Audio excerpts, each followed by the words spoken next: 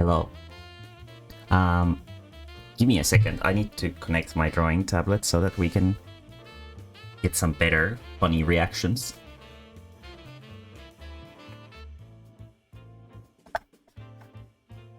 So, how are you doing? How's it going? Good. Very good.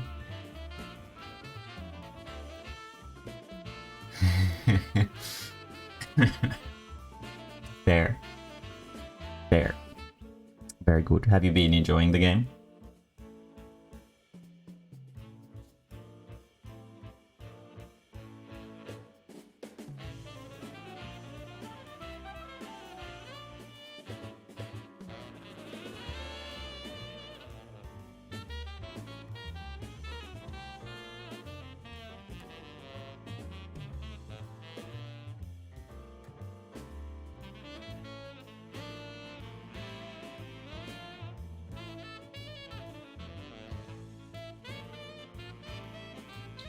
Okay. Sorry, encoder. I'm sorry. Okay. Now it's good. Okay. No! I didn't want to... God damn it. Okay. Well...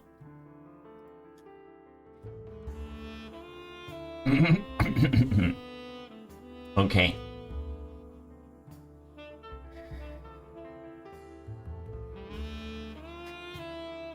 Thorough. Very good. Okay. Well, I'm glad you're having fun with it. That's good. I hear that it's not a trilogy, so this is going to be the final one in the saga of the North. So, yeah, no worries, no worries. We are in no rush. If people have their thingies and you would like to post it on Discord instead, let me create a thread here in Submit Funny. Create new thread. Awakening.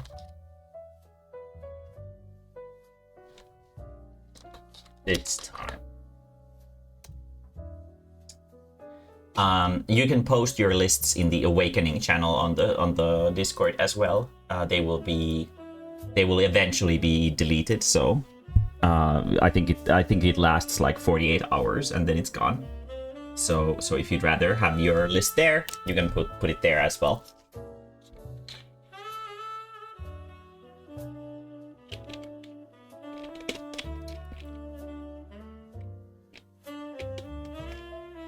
Almost don't want to play it because I don't want it to end. Well, I mean, maybe it's not the end of God of War itself. It's just the end of that particular saga. No one knows. But let's see here. I submitted to the Awakening. Very good. Very good. We will have some fun times looking at funny Awakening lists here. Should be a good time. Settling Veil. Hello there. I don't recognize your username. Maybe it's been swapped recently, but because he's not saying that it's your first time chatting. But today we're discussing fictional characters that made something awaken in people, quote unquote. Let me open this.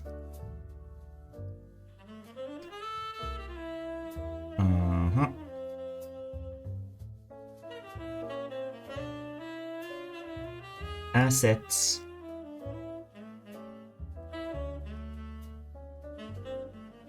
And this quiz right here.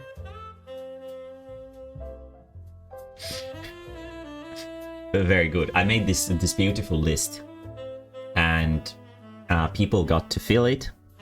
And today we're gonna discuss what kind of lists people have made for themselves. So let's see what kind of fun things we can get to.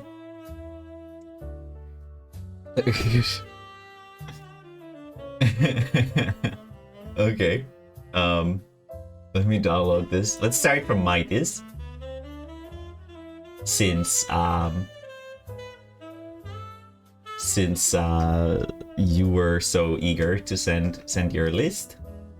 Let me delete these. I don't need those anymore. Just make sure that there's nothing suspicious in my downloads folder that will get me. Okay, no. Okay.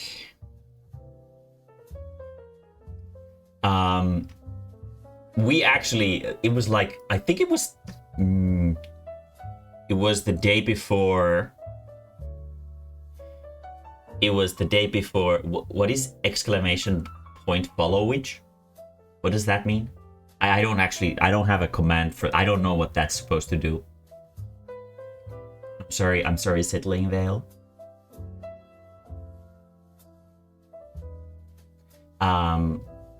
But here so it was Wednesday, right? And people were talking like about making their lists and whatever. I've been following for a year. Oh, okay. Well, thank you. Have you used a different username before?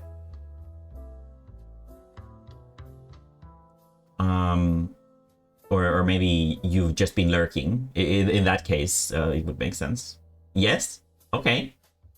Well, that would explain a lot.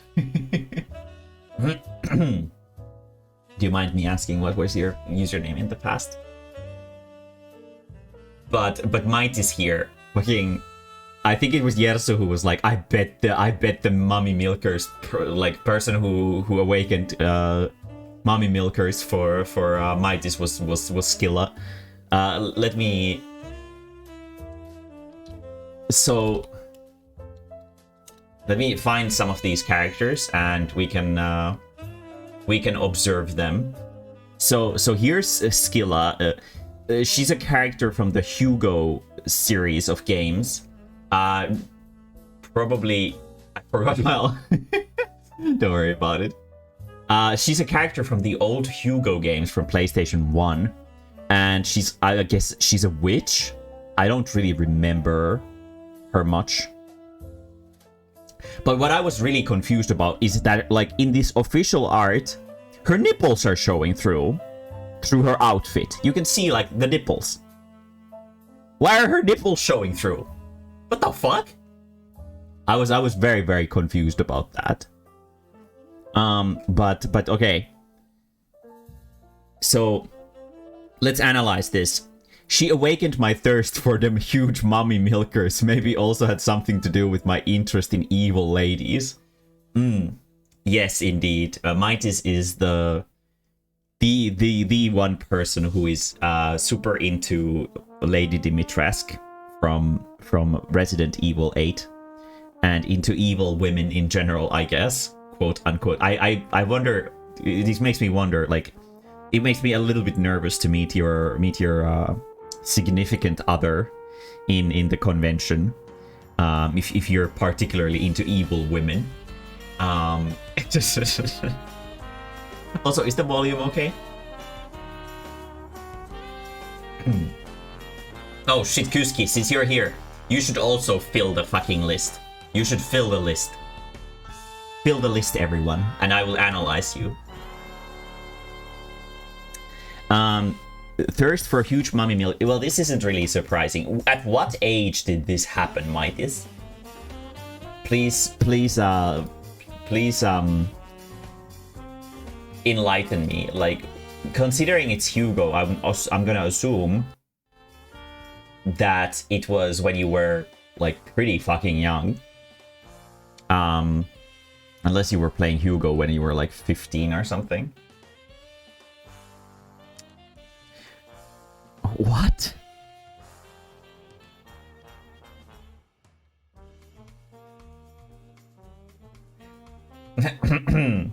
Okay, so I'm sorry, I got distracted.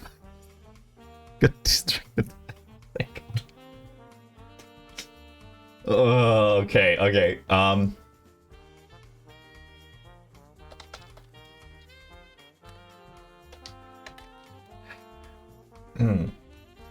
So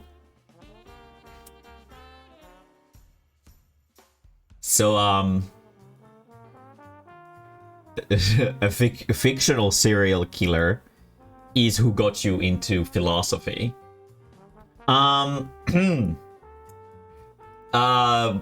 You know, normally I guess people at this point, they would be like, that's giving some creepy ass vibes. No, not really. I actually had one person. I actually had one person in my philosophy courses when I was in upper high school or Lukio as well. Who was exactly like this, who was probably like, there was some fucking super villain who they like Joker probably. It's like we live in a society. Like, oh yeah, I love philosophy because of Joker from Batman. And I'm like, oh fuck. And this answer right here is exactly that.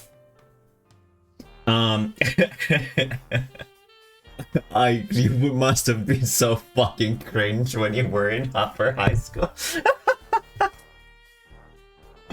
No, you don't understand, okay? You don't understand. It's not about the plot. It's not about what the character says. It's nothing like that. But if you say that you awakened to philosophy because of fictional serial killer, it's it's like the embodiment of edgy ass cringe. Not to mention the fact that you call yourself a thinker person. Oh shit.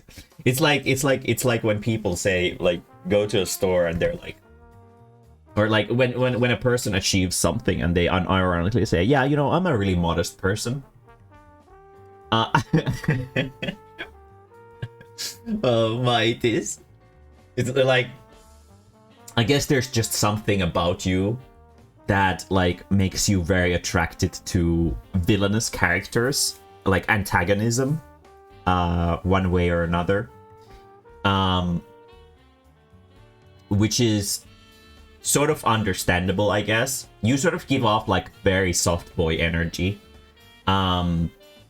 So maybe those antagonistic characters are some things that you admire because of that. Because it's not necessarily something that you do in real life. So there's a desire for that control and power somewhere in there. And, well, in terms of the mummy milkers, there's a desire of, I don't know, submitting to big titty mummies. I don't know. But even then, there's like an element of power to this. Both of these characters, both of the concepts that they represent are very power oriented. There's a lot of like desire for that kind of power here. Philosophy too is like, it's like a very snobbish. It's like a very snobbish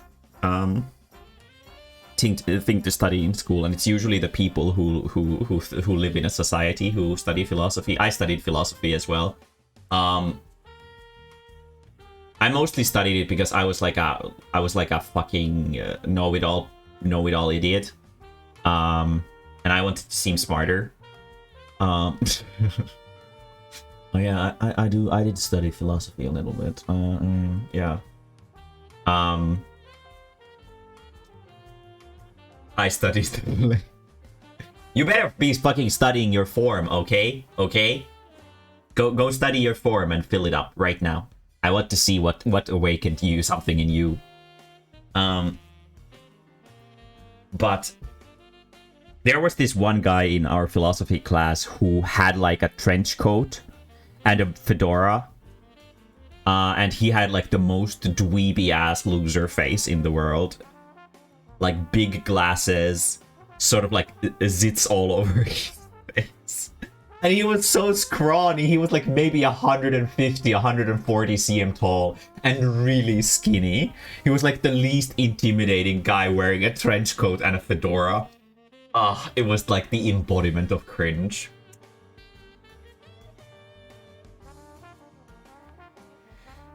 Kovu from Lion. Just fill the form. Fill the form and you will be analyzed in front of everyone. I was in Alukios. Really? You were the only person who was studying philosophy. Oh my god, you must have felt so special. Did you actually have just a teacher and you in the room by yourselves and just studied solo? God, that's awesome. That sounds so fucking cool. Honestly, I'm kind of jealous. Philosophy is like one of those subjects where, because it's about discussion, that's the whole idea of philosophy, is that you discuss. It's like nothing is like an absolute in philosophy. It's Latin and it stands for the love of like knowledge. And it's the whole concept of philosophy is to discuss with somebody ideas that you have in your head and ideas that you think are like something that you think about but don't necessarily want to actualize. There was this essay about I don't remember what it was about, like the existence of God, and I made like this argument loop about like why I am God.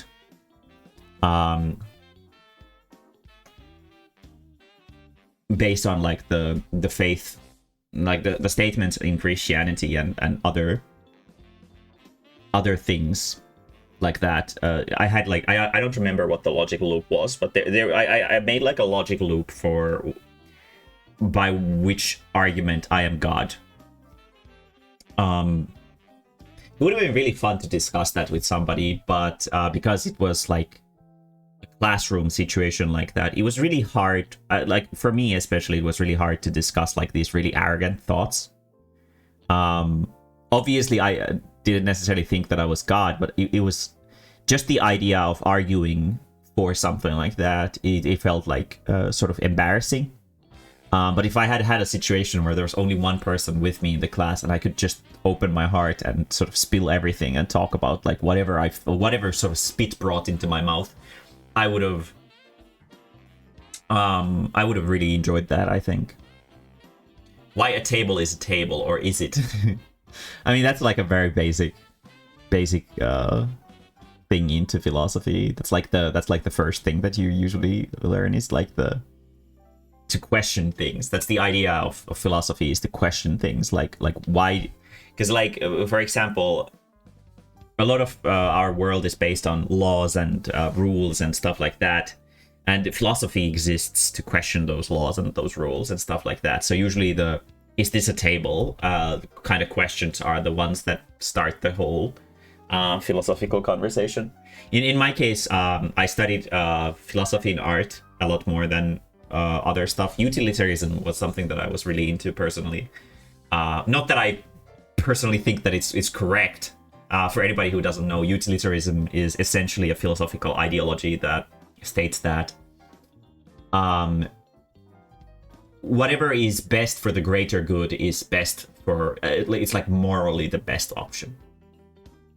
So basically, for example, if we have the trolley problem, where there's one person on one side of the trolley and 5 people on the other side, then by the utilitaristic standard, you should always sacrifice. If you had to kill one or the other side of them, you would always kill the one person, because 5 people is more value than one person, because there's more of them.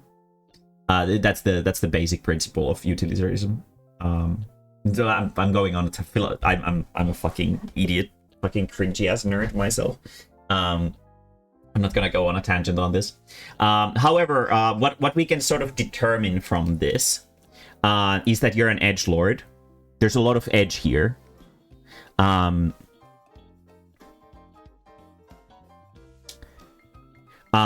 a lot of edge here as well, for sure. Which also explains why you're so into vampires and shit, because they're really fucking edgy as well, to be fair. Nothing wrong with it per se. But you are an edgelord. Even if you're a closet edgelord. but it's clear that you have these power fantasies. If you ever need power fantasy anime suggestions, ask me and I'll give you some suggestions. But very good. You are a little bit of an edgelord for sure, but I can respect the being open about. You know, a lot of people wouldn't admit something this embarrassing. So especially the Skilla one isn't like anything special because you know she's got nice tits and whatever. But this one is actually the weird. This one is the cringier one. And putting it down here, it's either a sign of courage or complete like lack of self-awareness, which I think is probably the latter. But but I respect the fact that you are unself-aware in a good way. In like this, I think it's fine. Very good. Thank you for answering to my beautiful quiz. Let's see. Do we have some more people? I think Arcade was. I don't know if Bear is here yet. Let's see. He's not. Let's wait for him. Also, Sorrow, I see you. I see you there. How about you fill your list and submit it? Let me see what awakened the edgelord in you. I want to know who is this character who started it in you. Also, Yerso, I know you're here too. Fill your list and give it to me. Provide your lists, you cowards. Be a big boy like Mighty's, or a big girl.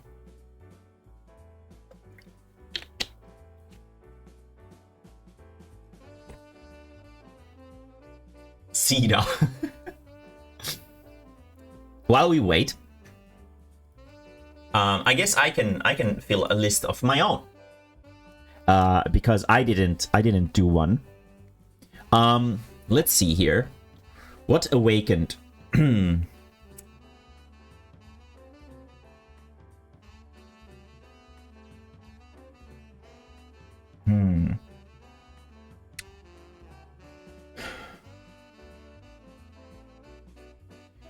I guess. So most of my sort of personal awakenings, I didn't really have like a lot of these answers are probably gonna be like about like a sexual blooming or something like that. I don't think I had a character like that per se, but I think I would have to say that Ramma from Ramma Half was the one who sort of awakened me into thinking that being a girl could be like appealing, like it sort of made me acknowledge. So when I was a kid, I would very, very often play like female characters in like games, but I didn't sort of understand it to that level when I was younger. But when I started reading Ramma Half, I did sort of have this awakening that, oh fuck, being a girl is so fucking awesome.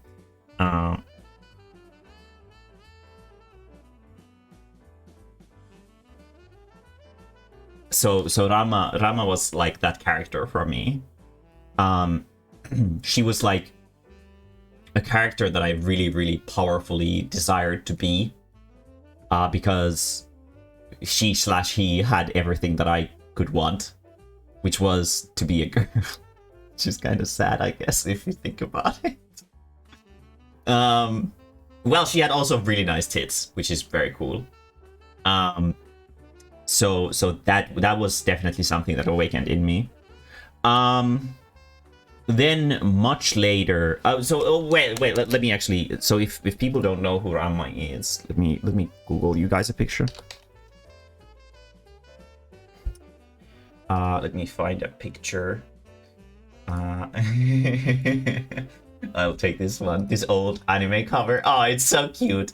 It was this old anime, like very, very old anime by Rumiko Takahashi. She's a very famous mangaka who has made stuff like Inuyasha. It's Rumiko Takahashi's. Ranma came right before Inuyasha. was very successful. The story is about this guy right here falling into a cursed spring, and what the spring does is it makes him swap gender whenever he's touched by a specific temperature water. So this is female Ranma, and this is male Ranma, and it was a gender bender manga, and I was so into it. I fucking loved that shit because it like fulfilled all of my desires. It was like, ah, fuck, there's titties, there's turning boys into girls. Like what else would there be in life? Like that's the most important thing in life, honestly. Boobs and turning boys into girls. So it was like a paradise to me. The next awakening, I guess, in terms of fictional characters, would be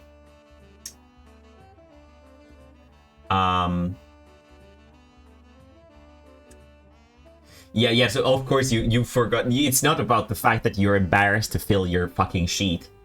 But yeah. But the other character that definitely awakened something in me was Takeru Ichimonji.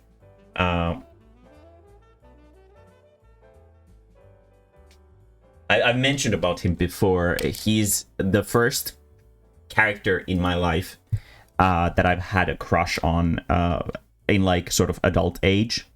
And the first character that I thought was like a real like good example of how a guy should be.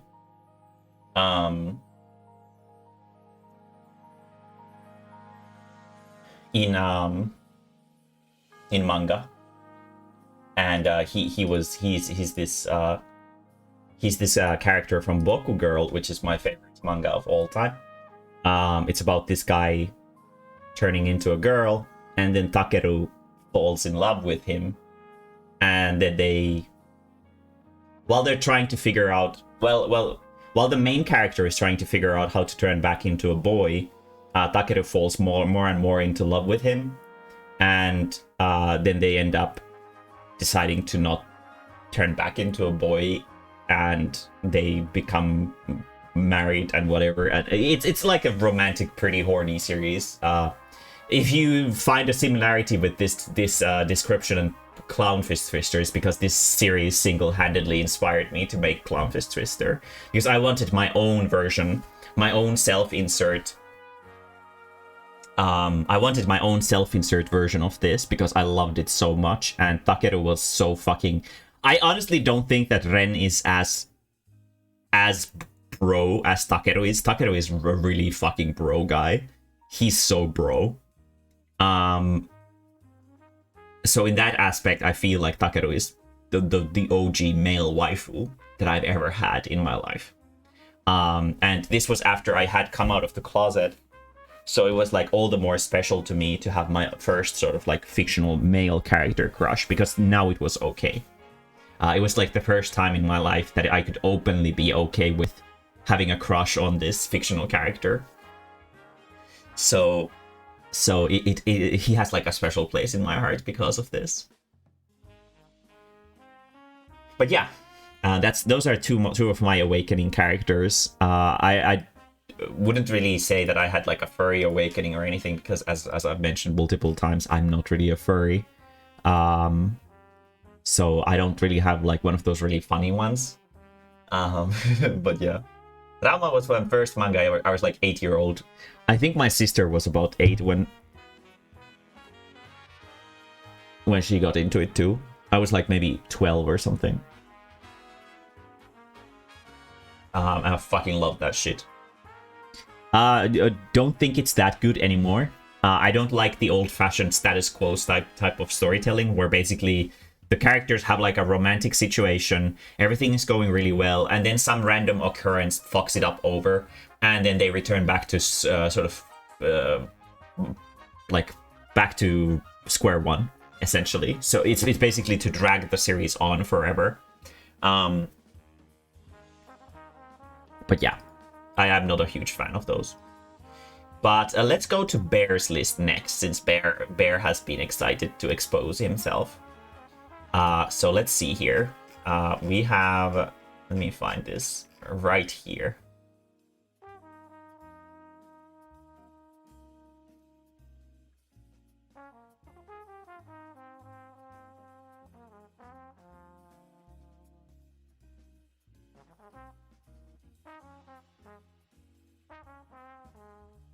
unbenannt. I'm guessing that Bear has his operating system in German, and that means like it doesn't have a name, untitled.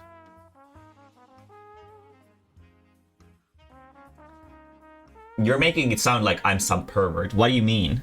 Are you Yoruichi from Bleach? Are you not a pervert?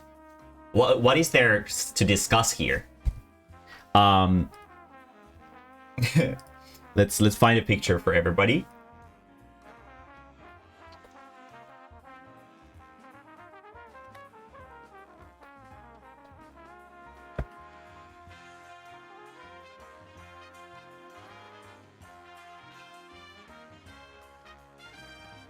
Let's use this fan art here to make Bear look even worse. So this girl right here, Yoruichi, she's a character. She's like a supporting character from Bleach, and let's read. Let's read what do we say here? Tomboys that don't mind notice their lack of clothing.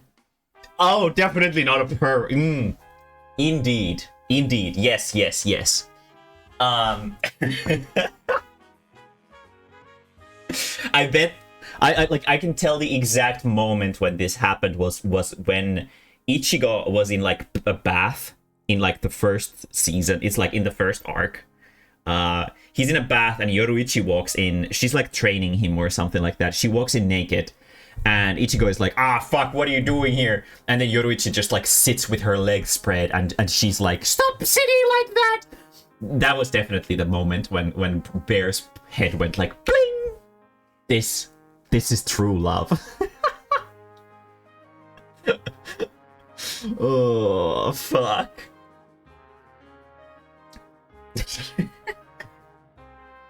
You make it seem like I'm some kind of pervert or something. I don't know about that. Female Oh, Bear.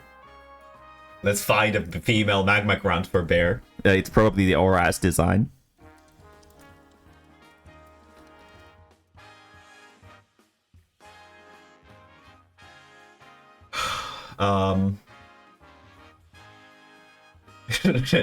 T-pose to assert dominance. Let me get this one here. Let's see if this becomes high res. Oh, that's Marnie. I don't think that counts. God damn it! I already found like fat fetish porn for this.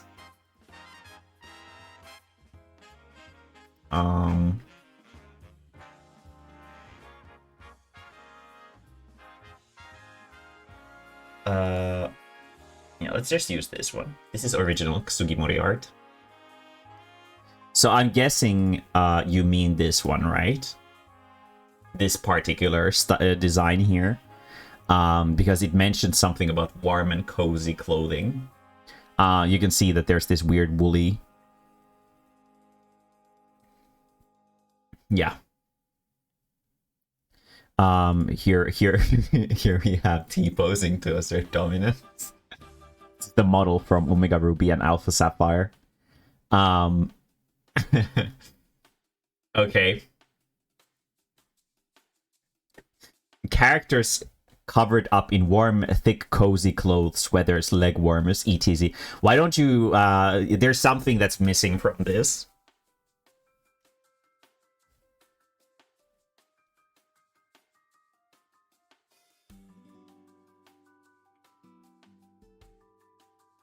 There we go. I did it for you. Because we all know what this is about. This goes very well into the discussion of fetishes with that we had earlier with Yerso.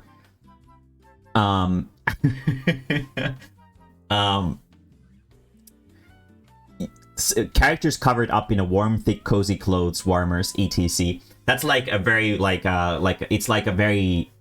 This is sort of like a masquerade answer. Like we have like a mask on, with this answer. It's like, yeah, it's so cozy and fluffy and they look so comfy, ooh.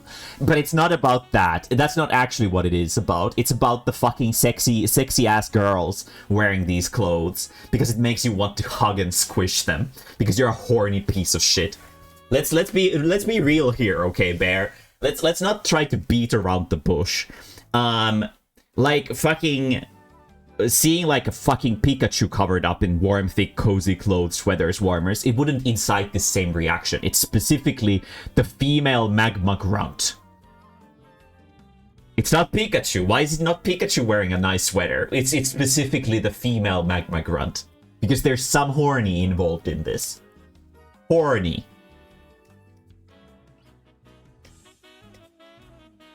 You're a horny boy.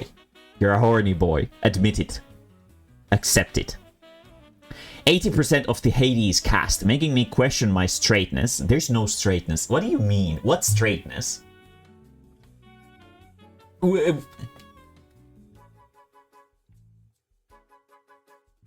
what straightness? What do you mean? What do you mean? What? You literally commissioned me to draw you hugging two of my male characters. What straightness? Where is this straightness? Bro. What the well, let me find this. I need to find this. I'll fucking expose you live. I'll expose you in 4K. The fuck? What the fuck? Let's see, where is this?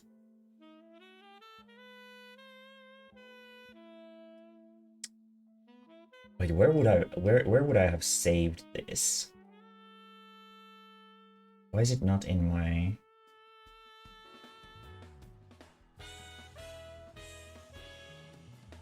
Why is it not... Actually, yeah, why is it not in my folders here? I did render it, but why would I...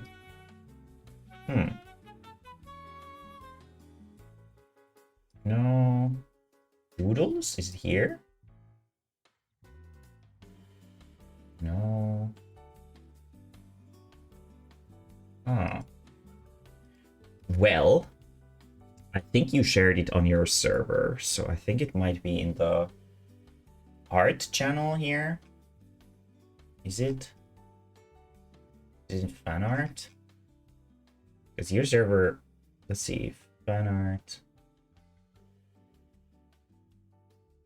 Bear art pieces, maybe it's, yeah, there it is. There's nothing straight about this image. There's not a single female in this image, and this is what he commissioned. Himself hugging two of my dudes. What do you mean? It was no! No, you specifically like were like, well, there could be like, I don't know, some romantic tension or something like that, you know. No! It's horny. And you are a horny boy. What the fuck? You are, oh god. What do you mean straight? There's no straight. Stop lying. Fucking, what the fuck? Ursula, Little Mermaid. What the fuck would she... Also Maleficent. The fight scenes at the end. What? Wait, what is this? What did... Wait, but what did they awaken in you? You didn't really answer that. Also, what does Achilles look like in Hades? Let me look at this. No, Achilles. Hades.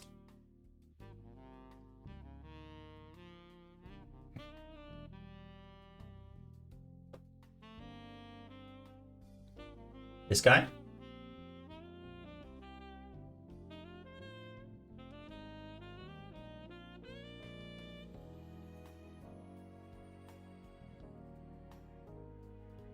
Powerful. Oh, okay. So you're also horny for like strong female characters that are evil. And now so Bear always fucking does this. Look at this shit here. He's like, yeah, look, remember the fight scenes at the end? Yeah, remember they were so cool. And that's why I like these characters. Not because they are like, they sort of, they're my fetish, but because the fight scenes at the end, oh, those were cool. Especially the part where Ursula gets hit by a fucking boat. That was so epic. God damn. Yeah, Bear always does this where he's like trying to hide his true intentions behind this, like, yeah, I'm like there's this artistic value to it that I really respect. And or that, like, you know, it's so cute, it's so fluffy, I love the clothes. It's the clothes that I love. It's the fluffy blah, blah, blah. No. No. Horny. Accept the horny. Just write like, fuck, I love octopus titties. Just be honest with yourself. Accept the horny. Just like, fuck. God damn. Fucking. God, Bear, you're such a fucking. There's limited. No, you just need to write here, I'm horny. Like, right here, I'm horny. Have you not learned anything from Hololive? There we go. It's not that much. It's less text than this. You're good. There you go. Fucking hell. God damn. Fuck. Sheet. Fuck. Sheet. God, people trying to hide their fucking fetishes. Do you really think that's gonna fly past me? Do you really honestly think? Or is it just that you have some kind of you take some kind of masochistic pleasure in me exposing like you like this on stream? Is that what you're into? Is that what this is about? I bet that's what this is about. God fucking damn it. To be honest, should have expected this of one of my own children. But still, fuck. Anyway. It might... Uh-huh. Okay. Well, yeah, I can see a lot of... There's basically nothing but horny on this list. Yoruichi is a horny character. She's a fan service character. Female Magma Grant is a... Well, there was already fetish porn on, like, row 3 of her. This one about being gay. Like, what the fuck? Like, everybody knows you're, like, mega gay. And then Ursula and these are also, like, every Disney woman has been fetishized to, like, oblivion, essentially. I don't know why I enjoy suffering with you, Ross. Something has awakened. Next time we make a list like this, name Mae-mae. What awakened masochists? I wouldn't really have anything to argue about that. I'd just be like, fair.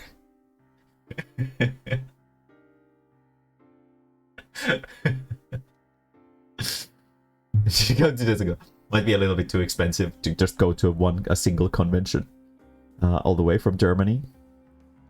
But thank you for your list, Bear.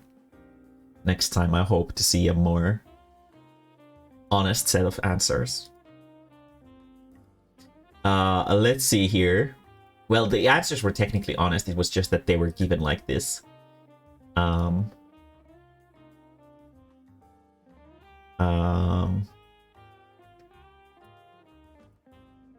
You know.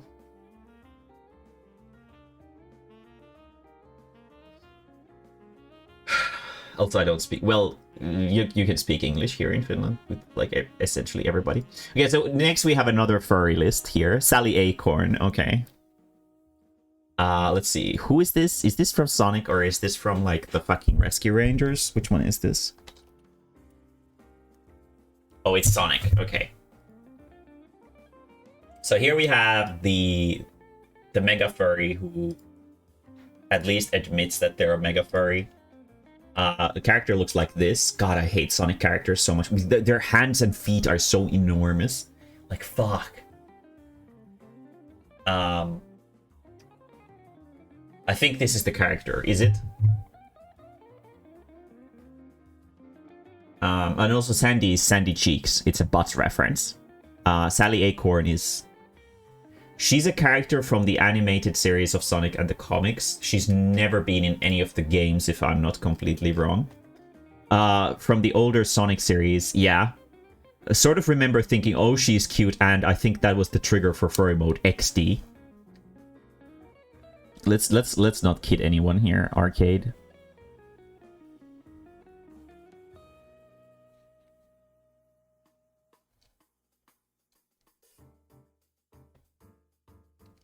There we go.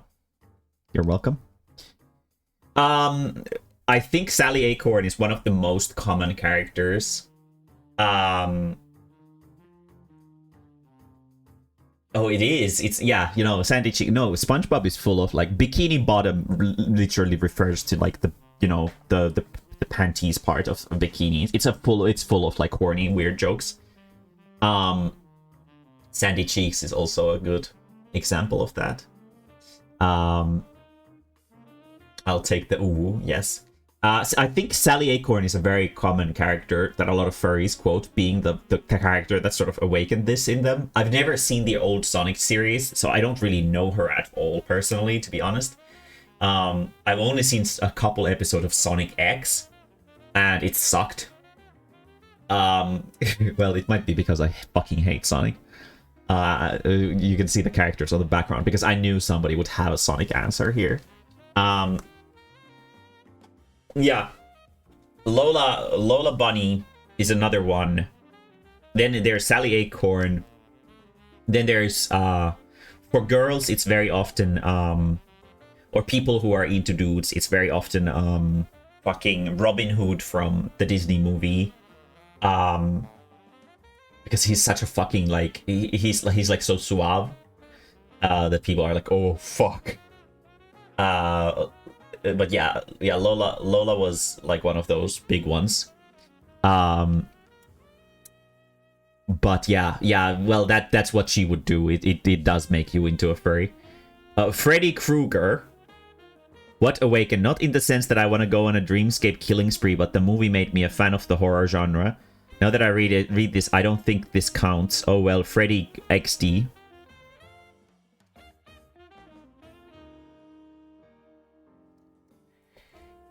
Freddy Krueger got me into the horror genre. We need to look into this a little bit more. This Freddy Krueger thing here. I mean, there isn't really much to say about this, to be honest. You're a furry. Everybody knows you're a furry. At least you accept it, Uwu.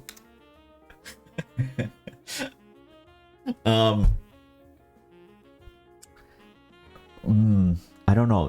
There's something, like, a lot of furries are often like sort of like in the closet about it, because being a furry has like very, very negative connotations to it. It's kind of like being transgender, except that instead of being like you're sort of sad, you're like a sad existence, you're like a cringy existence. So you sort of have to come out of the closet with it. I'm pretty confident that I probably sort of forced you out of the closet with yours, with my sort of streaming. I don't at least know. I don't have any recollection of you being super open about your furriness outside of like this circle that I've now created.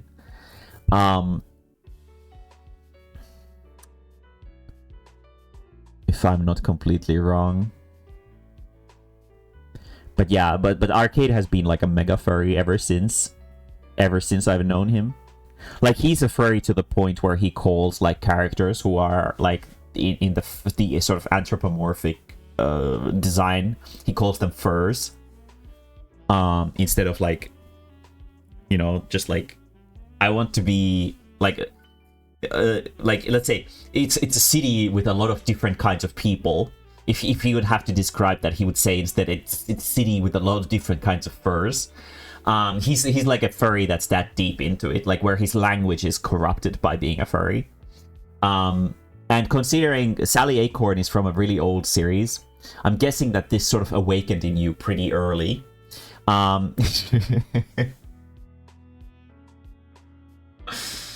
Um,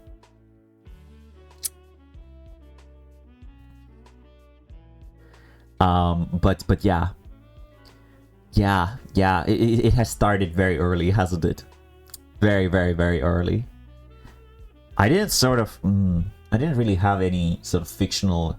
I mean, I did like some Pokemon, but I mostly just liked them because they were girls. I liked Miltank because it was a girl, and I liked Nidoqueen because it was a girl. And if I were to play as a Pokemon character in like my children's games when I was young, if I had to happen to play Nidoqueen, I would have no choice but to play a girl character because Nidoqueens are always girls. And that was something that I somehow found. It was like my way of avoiding the scrutiny of choosing. Well, it's sort of choosing a girl character, I guess. I don't know. It was weird, but I was really into Nidoqueen and Miltank because they were always girls. But not to this point. Woo. Freddy Krueger, not in the sense that I want to gonna killing spree, but that made me a fan of the horror movie genre.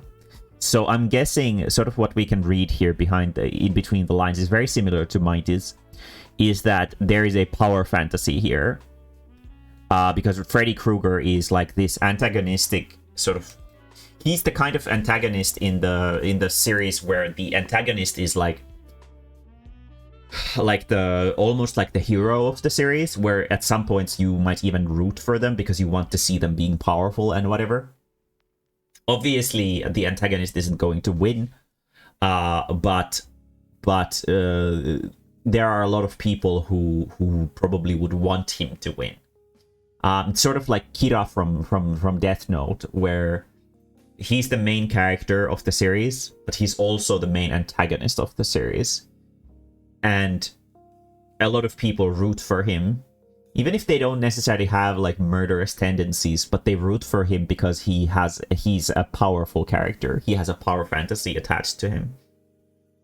And Arcade, I know for a fact, is definitely a soft boy.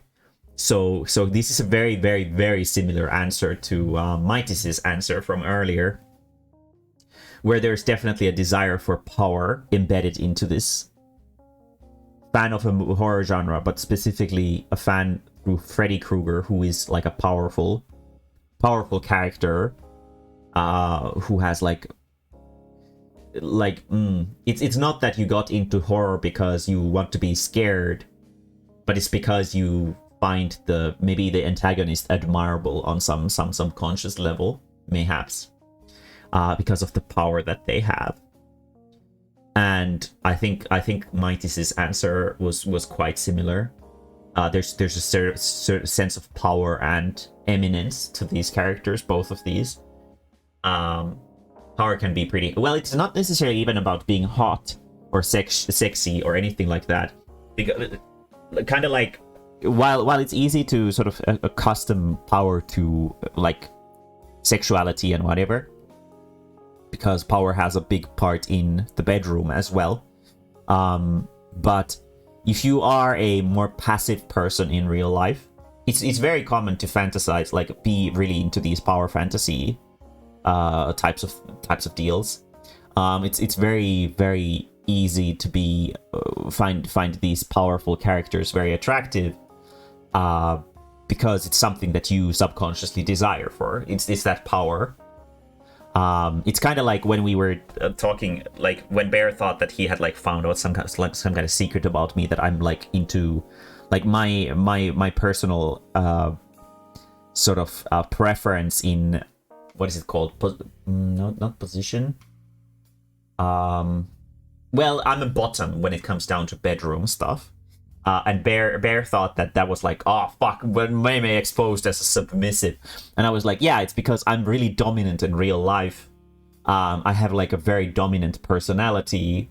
And people, I usually am in control of a lot of things. Then there's a desire for letting that responsibility go sometimes and taking it, sort of like having someone else take care of it. So for a person who has a lot of power, it's, well, technically, in my circles, I have a lot of power. there's sort of an innate desire that grows for sometimes taking a break from it. And at the same time, for people who don't feel very powerful or whatever, they can sometimes easily feel that there's like a desire for this, like, yeah, fucking like cool, be that like this antagonistic contrarian figure that has the power to say no, or has the power to be different, or has the power to punish their enemies. It can be very, very appealing to people like this. I don't think I thought of it that way when you explained it in retrospect. What are you talking about specifically? But yeah, I see a very similar thing here with Mighty's as well. I think Mighty's desire for power is bigger than Arcade's, because I know that there's a very slutty side to Arcade, and it's just like a very bottom submissive side. So I think it's not that powerful for Arcade, but there's definitely a sense of power that that is like coming from this. Very good. Very good openly admitting about the furry shit. Sally Acorn. I see. Maybe we should watch old Sonic at some point, and you can try to explain to me why she's sexy, and I'll make fun of you for it. Exposing. Everybody knows you're a slut, okay? No, there's no surprise there, okay? You literally have an oh whoa fucking emote on the server, okay?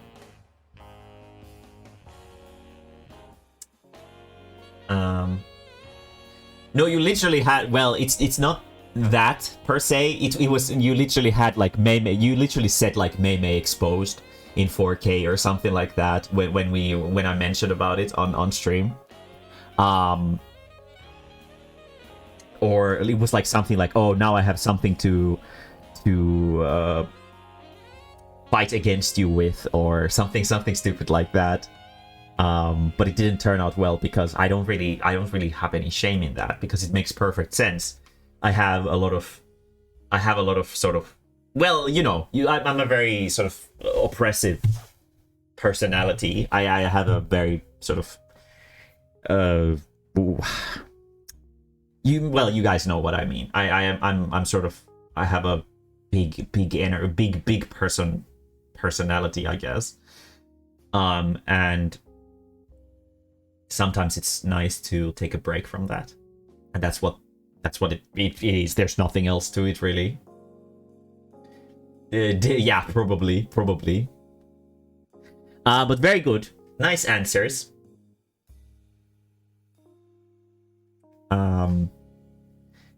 You don't have to. It doesn't have to specifically be like a pinpoint click. It can also be like your first memory of a character like this. That's also totally valid. Very good. For anybody who hasn't filled up their list, there's a channel on the Discord server called Awakening under Submit Funny.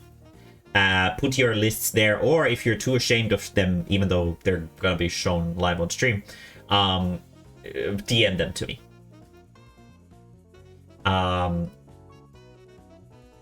So there's like a big clump of wool in my wool. Okay.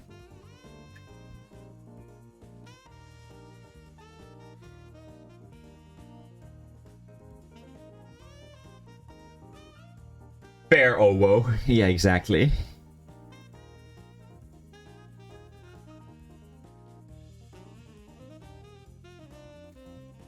Let's find this owo here.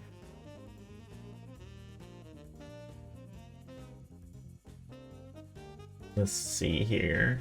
Where is this owo character? There he is.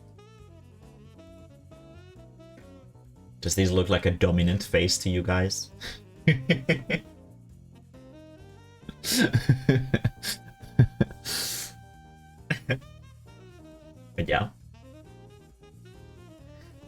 But yeah, very good, very good.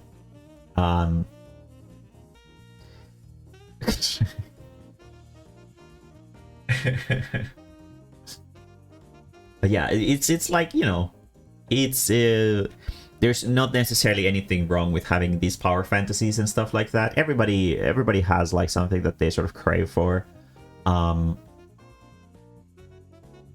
Just because you have them, there's not really anything wrong with it.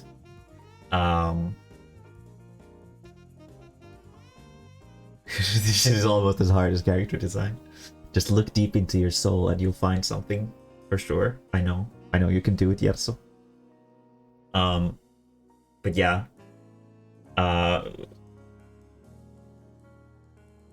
With Arcade, I've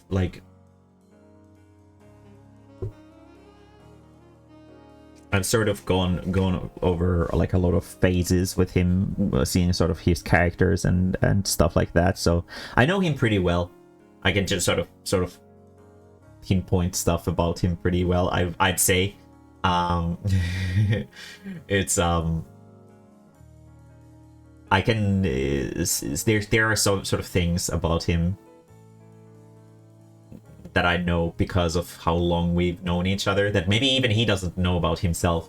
But I think that's sort of like an okay dynamic in a relationship, is where like I'm a very oppressive person and Arcade is a more passive person in a lot of ways. But because I'm so like sort of outspoken, I usually, well, sometimes like when I have an issue with something, because Arcade, he's not really a bad boy by any means. He's always trying to make me happy and whatever.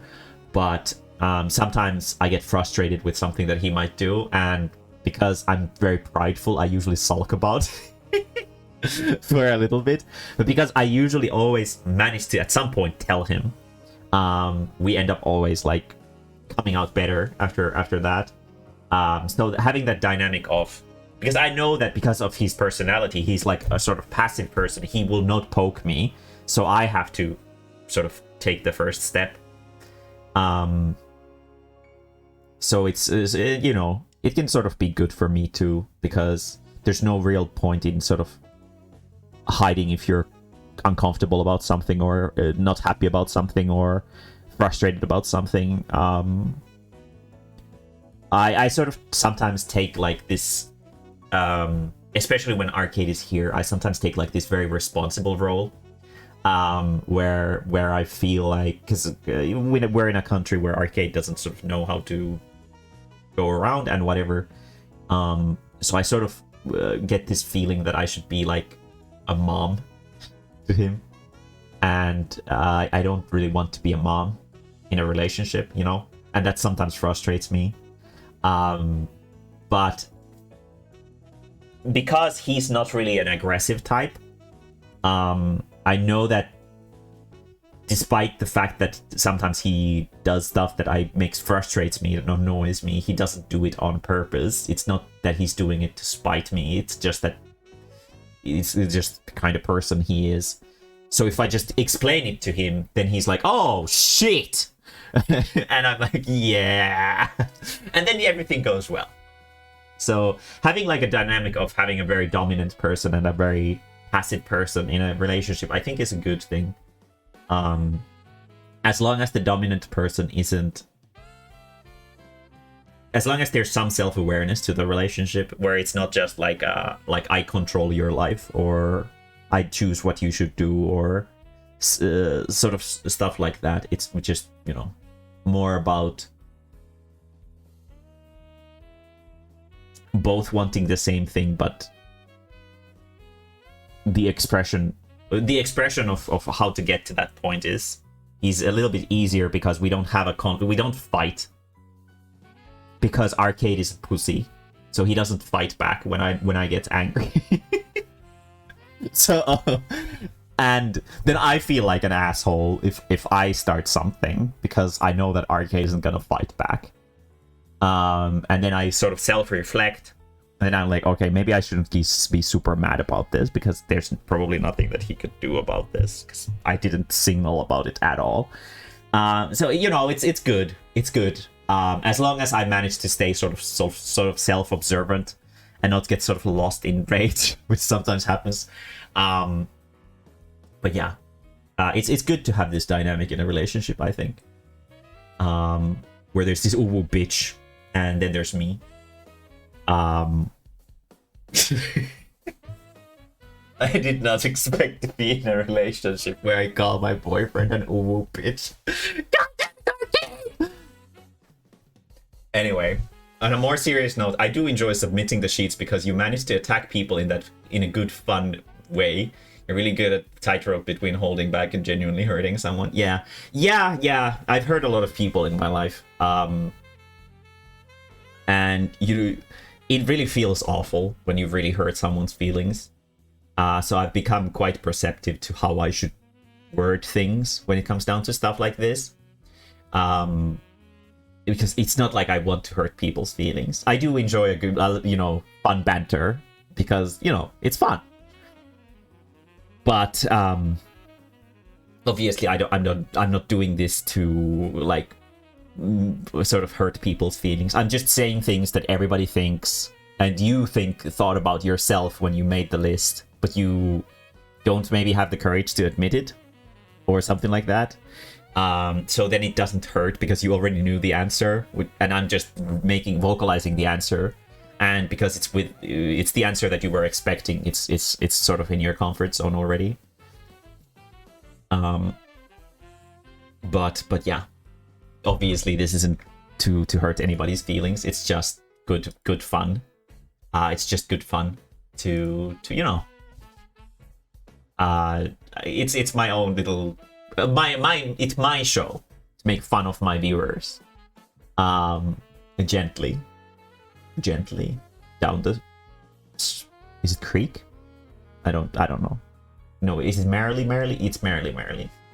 But yeah.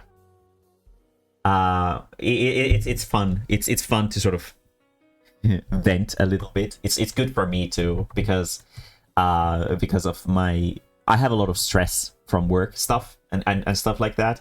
So having a thing to vent through feels good. And also, I think it's good for community building as well, because sort of when you feel like you have to walk on eggshells in a community where it's like, I don't know if it's okay if I say this about that person.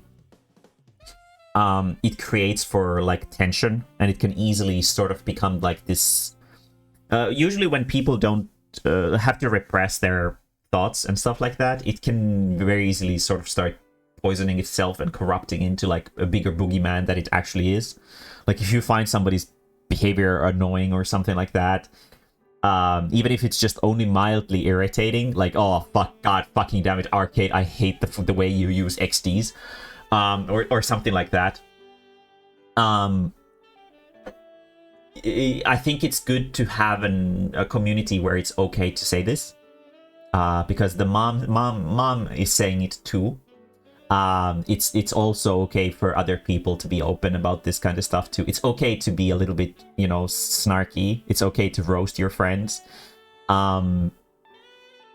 because if you can't vent those feelings, it's very, very easy to get frustrated for real, and that's not what I want. And I think it's because of this sort of open air that we have in this community.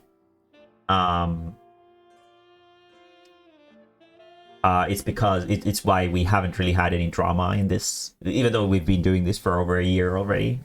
So I'm really happy with it, honestly. The fact that people can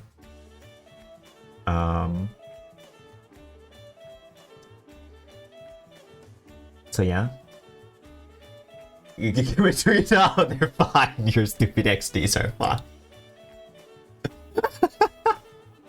I just had to find some really easy target really fast. And there were a lot of XDs in chat. I mean, I use XD a lot, but I use it in high culture where I don't capitalize the first X. Because I'm cultured. I never thought I'd end up in a relationship where my girlfriend would call me a whoopee just.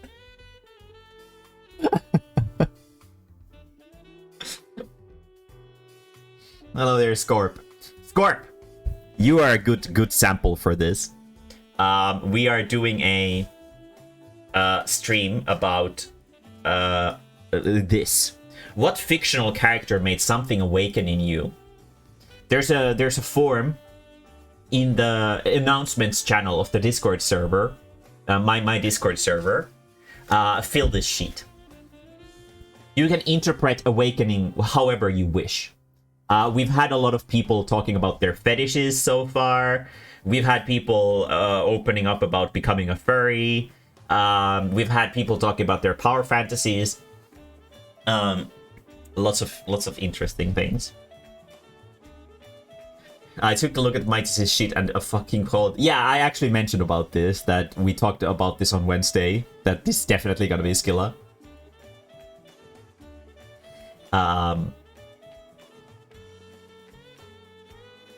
We need to wait for a new submission. Let's see. Was there a Yerso sheet yet? Nope. Okay, share. Give us this juicy cringe, bear. Go delicious cringe. Still thinking? Yeah, don't worry about yours. You can do it. I believe in you. The last point, Ursula and Maleficent, yeah?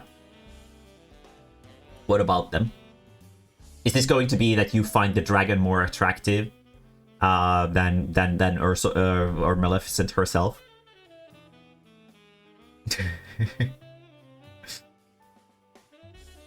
Yeah, she does.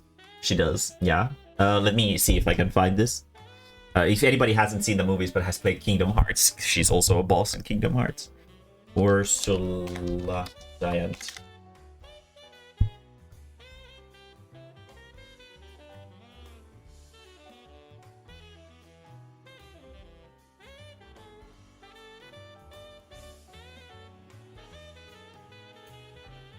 She gets Triton's trident and gets powers, and then she grows extra massive. Oh, I see. You know, that's a fetish I've never understood. I don't get the giantess thing. It's a very popular. So for anybody who doesn't know, giantesses, or like really big women, are a very common fetish. I personally don't really understand it, especially the people whose dream is to get stomped on by a giant woman. Like, what? Why? The power fantasy is half. It's not the gigantism. It's the growth process. Oh, okay. So okay. I see. I see. So it's specifically the growth fetish itself. Okay. Yeah, that's a. Okay. I definitely wouldn't have picked up on that. But they are both giant. Yeah, that makes sense. I see. Very interesting. Yeah. Giant transformation is or size growth. Growth is a very common kink. I don't remember if this was on your kink list. Probably was, considering how extensive it was. But yeah, it also something that I was never personally super into. I've always been super strict on my character designs in a sense, and I don't want to change them a lot. Kink list. Yeah, we found Bear's F list. It was quite extreme. Yeah, but yeah, okay, that's interesting. Thank you for sharing this. That's a very insightful way of finding like a moment when you developed a particular fetish. Yeah, for me, like I don't exactly know where like my kink for latex has come from. Like I'm really into smooth shit like that. For some reason I've always been like that. I don't know where that is. I can't pinpoint it like that if I think about it now.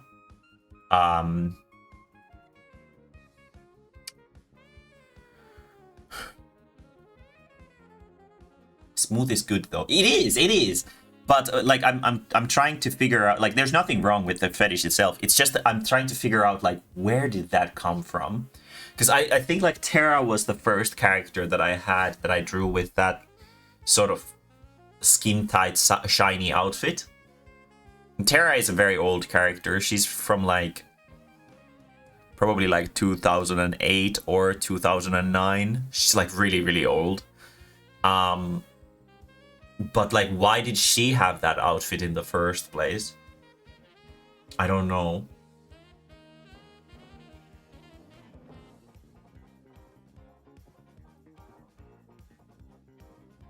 It's very sad. Yeah, in my case, it was. It specifically was the fact that when a surface is really smooth, when you cell shade a surface that is really smooth, it gets like really strong highlights that sort of emphasize the shape of the characters really well. That was something that's always been super appealing to me about the whole skin tight outfits thing. You'll see a lot of that in Spicy Variant, don't worry. But yeah. Yeah. It's there's something about it, but I can't really pinpoint like what would have been the original. I mean, anime in general has a lot of like skin tight outfits, even if they're not necessarily like latex or anything like that. They're just really tight. But I don't know. I don't know specifically what would have been the first thing about that, because that's sort of the thing that people know when they go into onto my adults only Twitter. It's the first thing they notice is probably the latex. It's like, oh, I see, you're into this shit. But yeah, I don't know where it would have sort of started from, but I like smooth things very much. But I wasn't really the type to get like horny over balloons or anything like that when I was younger. I know some people are really into balloons. Who Framed Roger? I've never seen Who Framed Roger Rabbit. I've never seen that movie actually. To be honest, I know that everybody loves the big tittied woman in it. I mean, you know, who wouldn't? But I've actually never seen that. I should watch that sometime. Arcade, do you have it? Who Framed Roger Rabbit?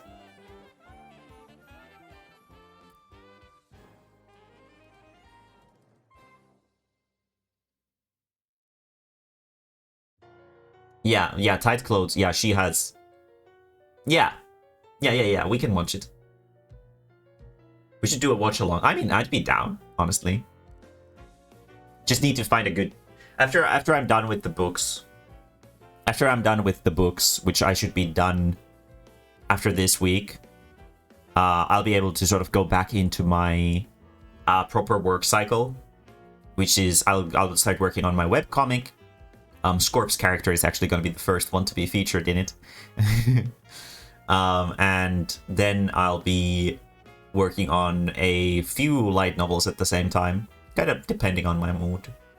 I figured that there's not really... Because I'm sort of trying to fish. There's not really a problem if I have multiple baits in the water at the same time to see what sort of sticks. So I'm probably gonna make Among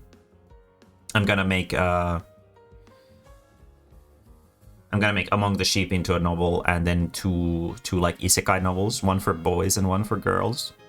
Let's see which one of those works the best. They're gonna be all freely available online at some point, so you'll be able to read them eventually. But we could totally watch some movies on Discord. I'd be totally down. But yeah, I don't know.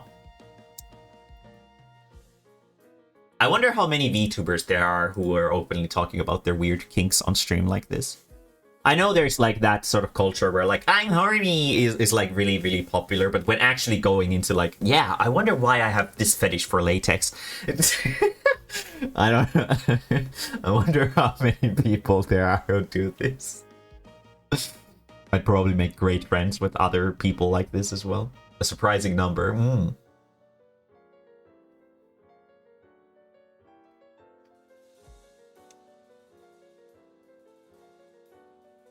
But yeah, let's see if we can get some more lists to analyze. Though granted, it's mostly girls. Yeah, it's because it's much more. Well, because VTubing is a male-oriented. It's a male-oriented hobby where male-oriented in the sense that the primary audience of VTubers are men. So obviously it's like exciting to hear a girl talking about their fetishes. Oh, like, oh fuck, yeah. They're just like me. They have weird kinks too, so they're so #relatable. I will simp for them now. That's basically the gist of it.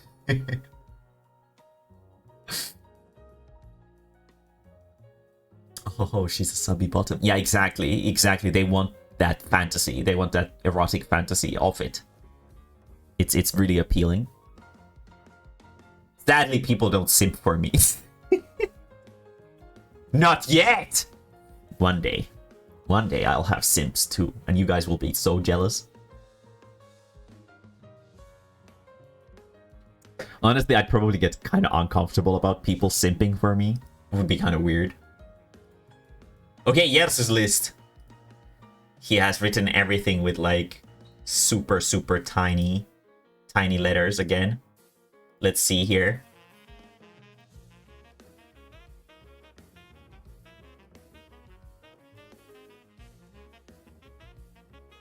So what do all the women do with their day? They just do different stuff.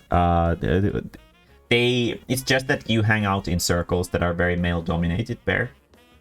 There are like, go to Tumblr and it's gonna be all girls. Talking about true crime hotties. It's a fucking weird thing.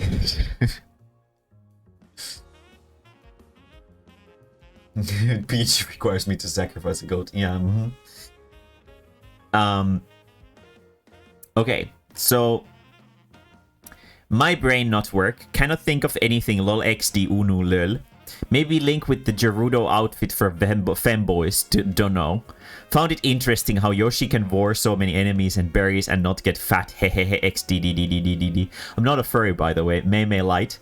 My desire to play Final Fantasy 14 online, a Realm Reborn, the hit video game. Okay, so as usual with Yerso's lists, they're veiled in misdirection. So let's do the usual and remove all the misdirection. We have actual answers here. And we have actual answers here as well. We don't need this. This is a joke answer, but it's fair. It's fair. That does meet the requirements of this quiz. It is true that Mae-mae Light did. I guess the more accurate thing about this too is Mae-mae Light awakened your love for Lalafels. Was also incited by Mae-mae Light. So that's also something that came from Mae-mae Light. Is because you are very Lalafell oriented in Final Fantasy 14. So Link in Gerudo outfit. For anybody who doesn't know this is from Breath of the Wild.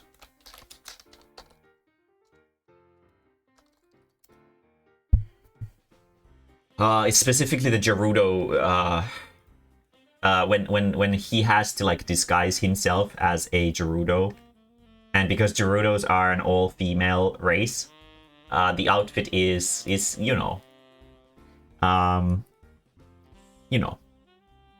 kind of effeminate, and Link is a twink, so he it works well for him to put it very lightly. Very common character, sort of in the modern culture. it's become more acceptable and even sort of cool to be into girly boys. Link was definitely one of those characters that had a lot of I question my sexuality memes about him because of this particular outfit. Not really a surprise character per se. And I don't honestly think that this is necessarily a like, because Breath of the Wild is sort of new. This would be like probably not the first one that would awaken this. It's totally valid. I didn't get into girly boys until I was like over 20 years old or something like that as well. So it came after I came out of the closet. I feel like femboys are a character type, stereotype that people don't get into as their first fetish almost anyway, like almost ever. If you're a straight dude and you love titties, usually femboys are not the first thing that you jump into straight after seeing big titties. It usually takes some time to sort of come into terms with the love for femboys and boy butt. And because of that, I think it's totally understandable why Gerudo Link, even though he's from a newer franchise, would be the one if Yasuo hasn't been into the femboy circles for a very long time.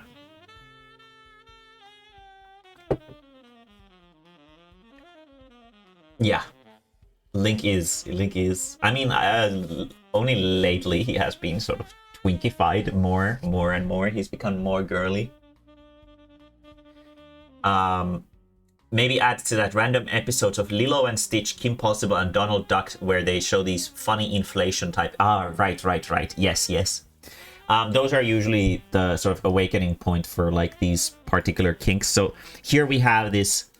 Yoshi can devour so many enemies and berries and not get fat. This is the important part here, because Yasuo has a fetish for extra thok. So he was probably frustrated that Yoshi didn't get fat. He was like, "Fuck! What is this garbage? I wish things would get fat. That would be great." I'm sorry, so that you didn't have your childhood with hit video game Tribal Hunter. I'm sure that would have made you happier than Yoshi. We all know that Tribal Hunter is exactly what Yasuo would have desired out of a video game had it not been a shit video game. But yeah. Do you have any particular characters? Well, maybe not. There's not a lot of like extra thok characters in media, especially characters that are like eroticized or eroticizable. The whole fat fetish thing has become more prevalent through, I think, probably the furry circles and the popularity of deviant art.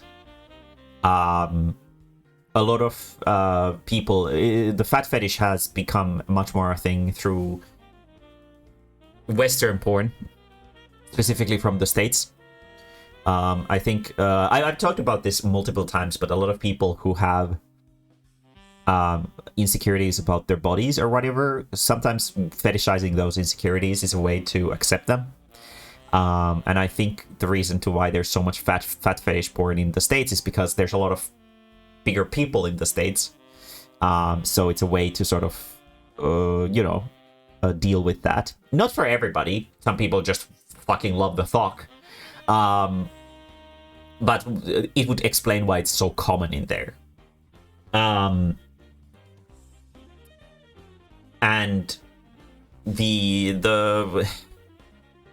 I mean, it's a common fact that everybody knows that Yasuo is into extra thok characters. He has a fat fetish, as we would say it. But I'm like, the reason to why I'm going on this tangent is because I'm trying to figure out what would be a character from like a popular franchise that has like, who is like extra thok, who would be fetishizable. I mean, Ursula is kind of big, but she's kind of like, she's like I don't know. I don't know if she's really that popular in those circles. I honestly don't know. I'm not familiar with it. Common fact. Everybody fucking knows about your fetish, yeah, so goddamn it.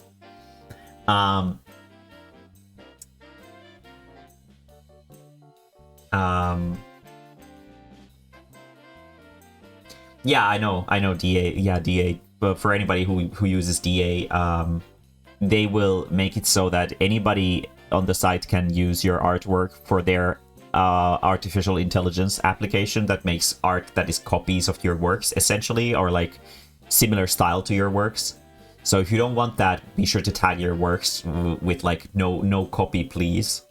And apparently it takes a long time to copy or do those, and they don't even work. So thank you, DA. But yeah. Fat darts. Yeah, I don't think I watch a lot of different media. Yeah. I think the whole fat fetish is more a sort of like an internet thing where there's not a like it sort of expands into everything. Just like when I went looking for that Team Magma Grunt, there was instantly fat porn of her. Let me show if I can show this to you guys. Let's see if it was too horny. Somehow, like the most popular fetish stuff that always pops up in Google search is always fat fetish. I don't know why, but it is generally always there. Let's see if I can find this again. Wait, where did it disappear to? Wait, I do remember that one. Okay, let's open this. But where is this? No, there's just big titty version. That's like normie shit. I don't care about that. Oh, there it is.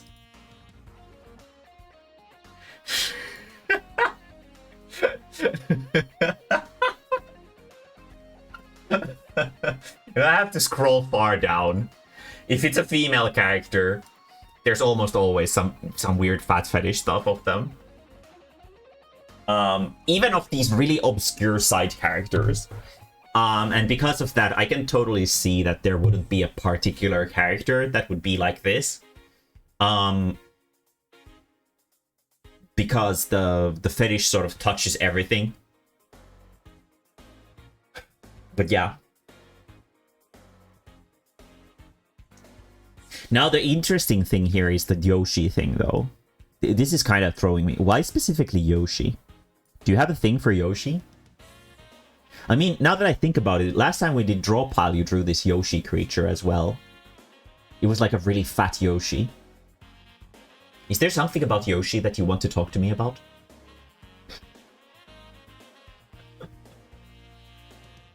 I don't know. I played a lot of Super Mario. Let's see.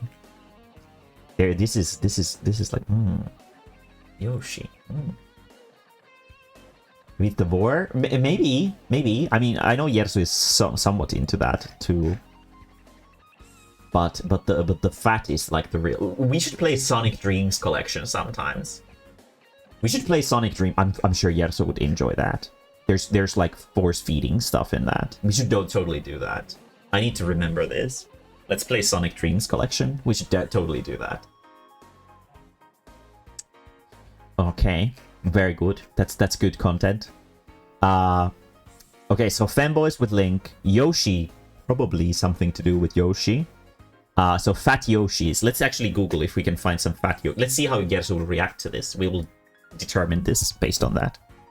Fat Yoshi.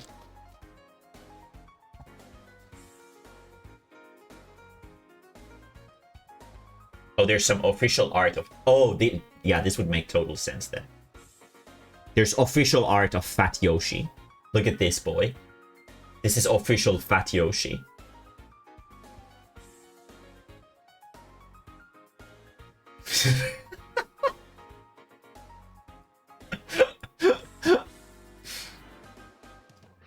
Very good. Very good. Let's see. Is there any funny Fat Yoshis? No, there's just really fat Yoshis. There's fat Yoshis and then there's really fat Yoshis in here.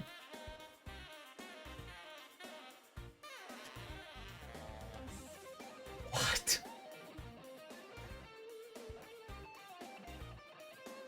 There's a lot of fat Yoshis. Holy shit. Holy fucking shit. There's so much fat Yoshi. I mean, Yoshi's a really popular character, so it makes sense.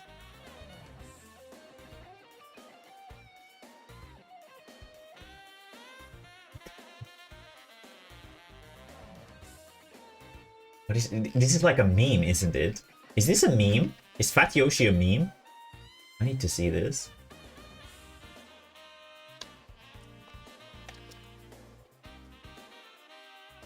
Is this a meme? It is!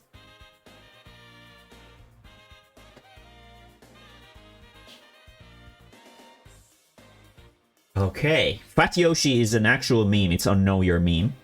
So I guess Yersu's awakening to this fetish has come through a meme. Very good.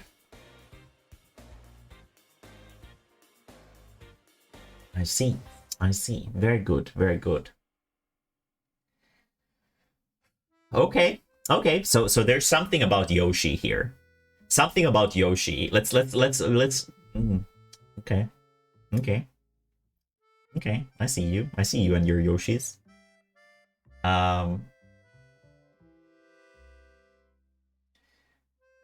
Yoshi thing was a meme too, and nothing in this sheet was real.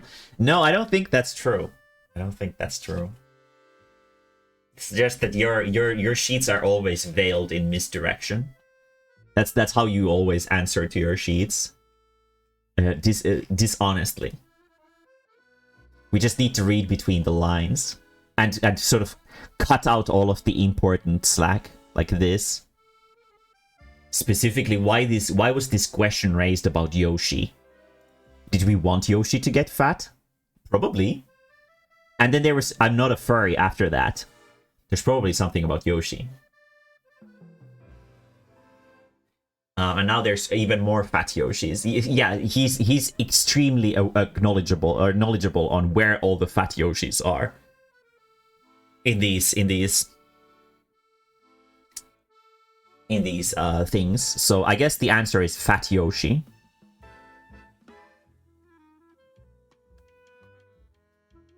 Let's see. Let's draw a Fat Yoshi here. This is the answer.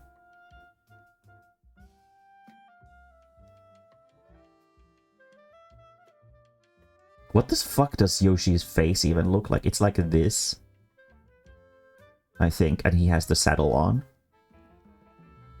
Fat Yoshi.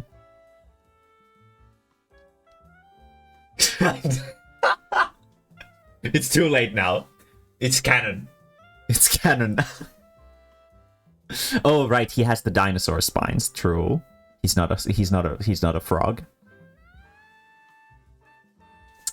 Okay, very good. We have discovered some interesting things here, and also the Lalafell thing. Well, the Lalafell thing was pretty obvious. Nobody's surprised about this. That Yersu is into Lalafells, because he only hangs out with the Lalafells in the game, and he constantly posts Lalafell memes and stuff like that on the fucking Discord server. So there's definitely some Lalafellian blood mixed in here. Like if you go to the gaming channel, there's nothing but pictures of Lalafells in there right now. Because of Yersu. So yeah. There's definitely something about the Lalafell. They fucking sucked me into the culture. You didn't let them suck you into it. They forced you into it. Yeah. I believe you. I believe you, Yersu. But very good. Very good. So Lalafells and Fat Yoshi. That's what we're gonna come up with from this list. Very good. Very good. I think I've only drawn porn of Yoshi like twice or thrice. Like furry commissions.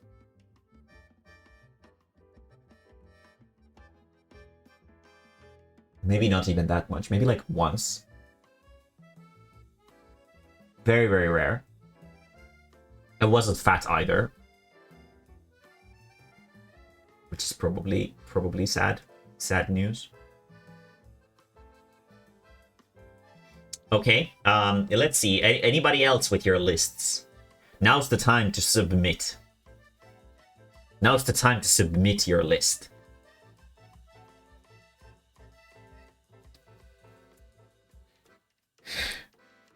Very good. Very good, Fat Yoshi. There weren't any funny pictures of Fat Yoshi, sadly, in them. They were just like fetish shit and like the meme stuff about Fat Yoshi paying his taxes or drinking Coke. I don't know what those... I don't really know the meme itself, so... So I'm not super familiar with it, but I was playing Gubal Library hard earlier, and there were some books in there that I had to like take a double look, and does it really say that? It was the dragon gay thing.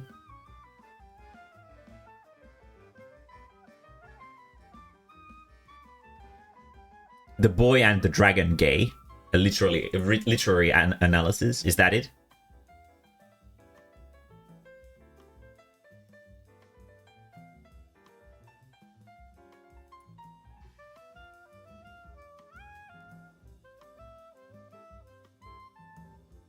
Yeah, no, I don't know what that title would mean.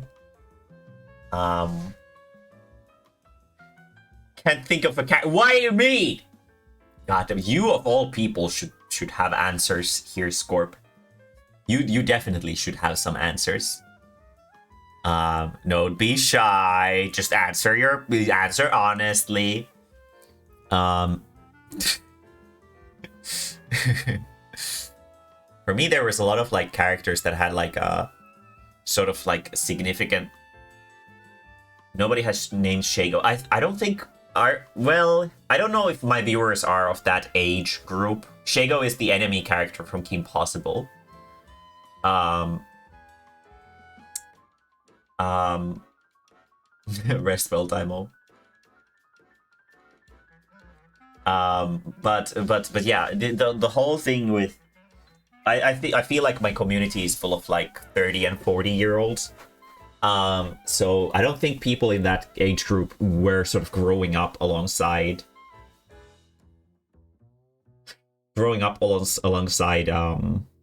Kim Possible.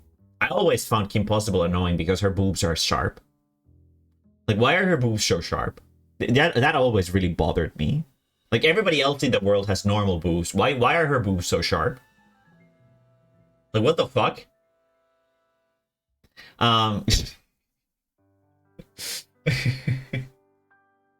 My sister really liked Kim Possible, though. I personally was like, I don't know about this.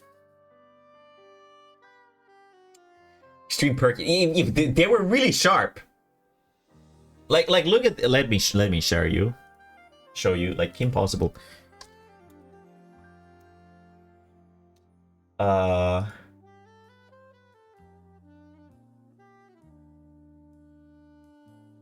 Where can we see her boobs?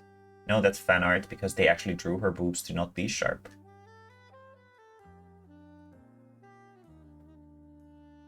And then Shago.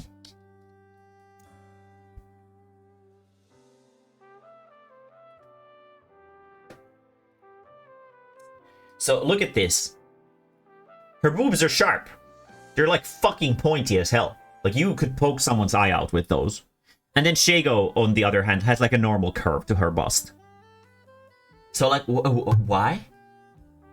She's got like diamond nipples. And she's like the only character in the entire series who has those sharp ass tits. Why are her boobs so sharp? That always bothered me.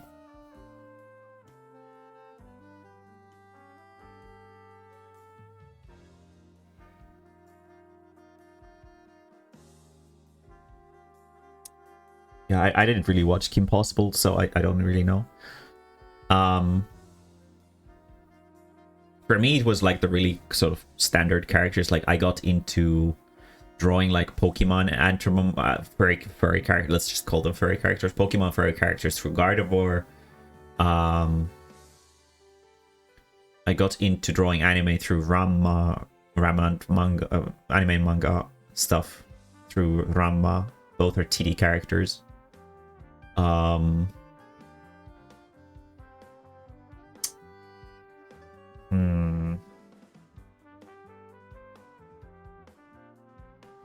Yeah, it wasn't like there were like these sort of big characters, because I grew up with online stuff as well, where a lot of characters weren't like established characters that you were like, oh my god, that's so cool, I want to copy that and make my own character based on that. It was usually just seeing someone's OC and thinking, oh, that's a great idea, I think I want to try something like that too. It wasn't really so much in established characters. Okay, very good, Scorp. Write it down. Let's see here. Oh, totally. That's actually a really good point. I wonder why nobody said anything about Totally Spies. They are like walking fetishes, and the show is so full of fetishism. It's crazy. There's like so much like fetishism in Totally Spies. It was definitely a thing for a lot of people to experience like a sexual awakening through it. Only episodes I remember from Kim Possible are the one where Ron ate a ton of nachos and became like a fat monster, and then of course that would be the one that you remember. Other one was weird swamp fish trans. Okay. I don't remember watching Totally Spies a lot. Yeah. I don't know, because I think I was like in elementary school or something when Totally Spies was airing. So you would have been like super young. I mean, I don't know how long they kept airing the stuff, but it was like really in when I was a kid. So yeah. But I remember I watched Totally Spies a lot too when I was younger. I really hated the girl with the red outfit, Clover. She's like the bimbo. She's like the mega bimbo of the group. I fucking hated her so much. She's so fucking stupid. Only 3 episodes. Oh, that's weird. There's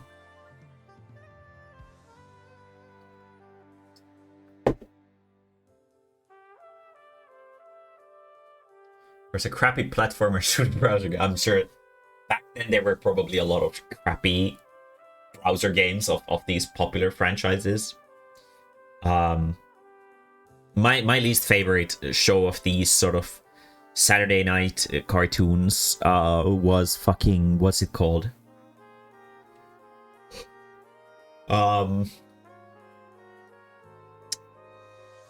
Winx Club, I think. Was it called? Does anybody know Winx Club? God, that was so ugly. Like, holy shit, it was such an ugly and stupid show. Let me find you guys pictures if I can find some. I hated that show so much.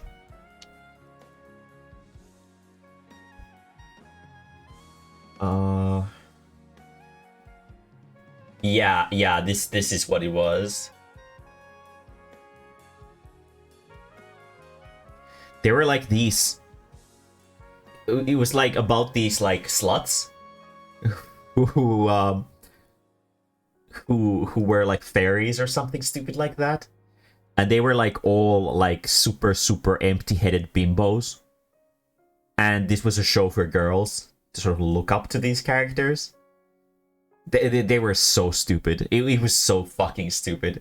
Like, I'm one of those people, like, I don't know if it's cringe or whatever. I like it when girls especially are taught at a young age that they can also have like characters who are heroes, who don't have to be constantly concerned over what kind of clothes they're wearing, or if they have their hair right, or if they have like the perfect waistline or shit like that. But this show was all about that. It was all about feeding these really shallow thoughts into people's heads.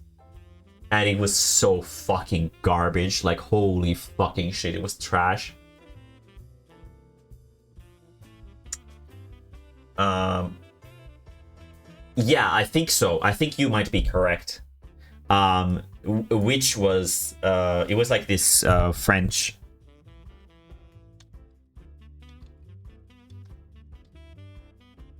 It was an animated series, and it was like a comic series.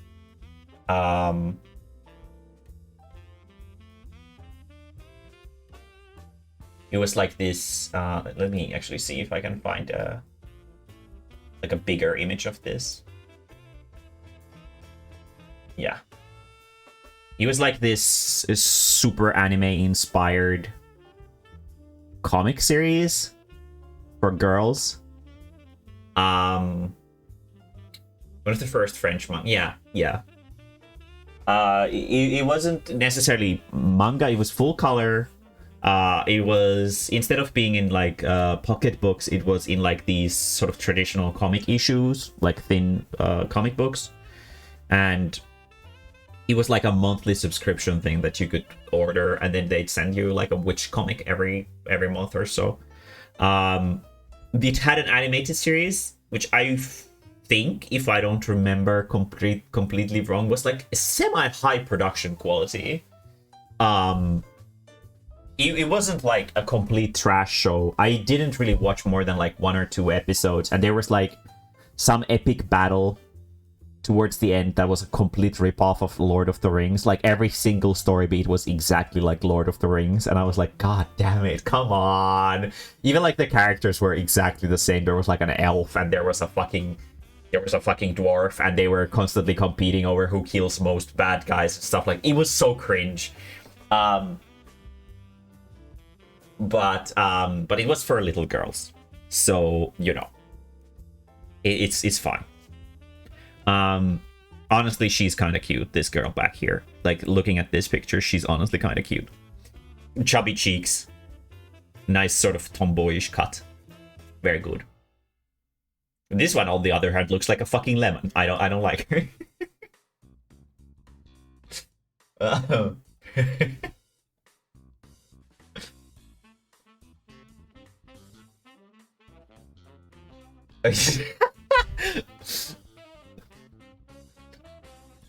Yeah.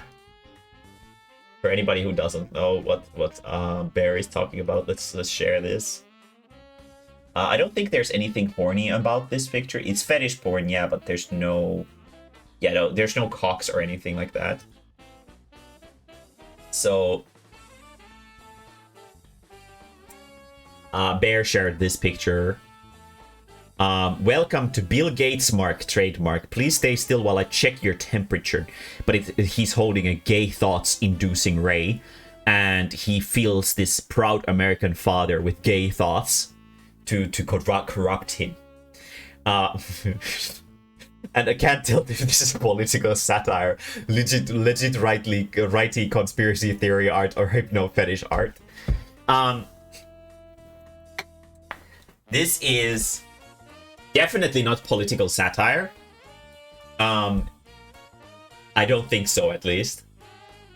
I'm pretty confident that this is a mixture of the last two. The furry fandom is very American. A lot of furries are from the States, and obviously a lot of them inject also American politics into their furry shit. And some of the people who are really deep in the abyss, they don't realize that making furry political art is really fucking weird. I mean, there was a motherfucker who made like he had this stupid cringy ass OC, like a furry OC who was like a super demon or something like that, and he wanted people to draw recreations of historical tragedies like the murder of John F. Kennedy and stuff like that, but it's like furry versions of the character, like the people, and it's like the demon character that he has guiding the people to do those bad deeds, because his character was like, in his head canon, his character was the cause to all the evil in the world. It is so fucking cringy. And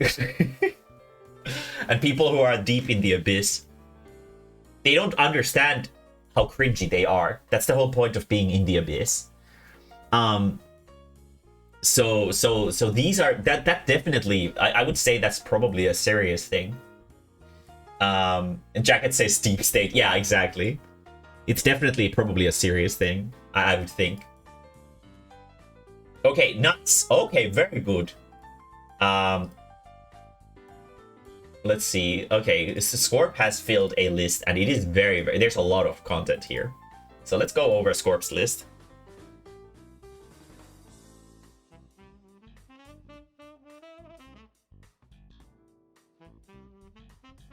Here we go. I think it's this one? This one? Is it this one? Yeah.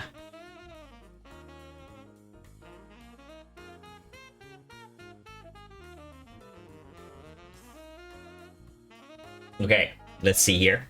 Castlevania 64 Spider-Woman had several times the dream of having her in like a tenant a la Hinata house. Love Hina, I guess, is the... I'm guessing Love Hina is the reference here. Suppose since I'm all like monster creepy girls just need some love. Okay, let's see what this character looks like.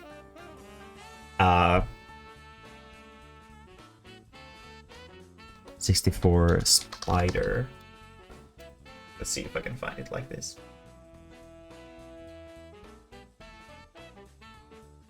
Aha.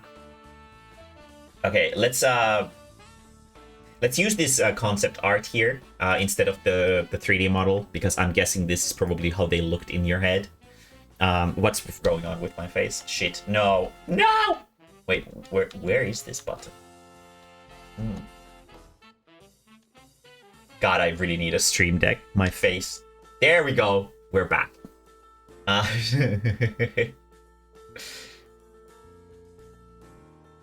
So Arachnes, right? They wouldn't be a commonly known monster girl design if people didn't like them. So I don't think there's anything necessarily weird about this. Honestly, well, Arachnes are like I guess the rarer thing about these monster girls things for people to like, because, you know, it's a spider and whatever. But I don't know. But this is exactly the kind of answer that I was hoping for, sort of like a really obscure thing that has awakened a fetish for spider girls or monster girls in general. Like having like this personal experience with some obscure character like this is generally like what this kind of lists are all about. Interesting. Not necessarily surprising, considering the character looks like this. But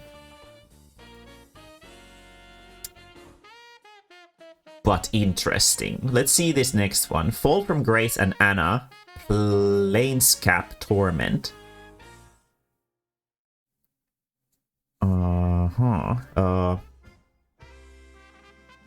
Let's see what these characters look like.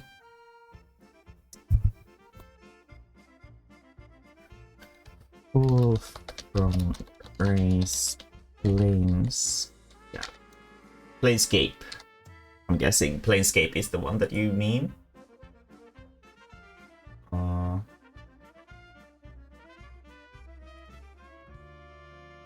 Fall from Grace. Okay. And what was the other one? Was there another one? Oh, no, Planescape Torment. Okay, and Anna.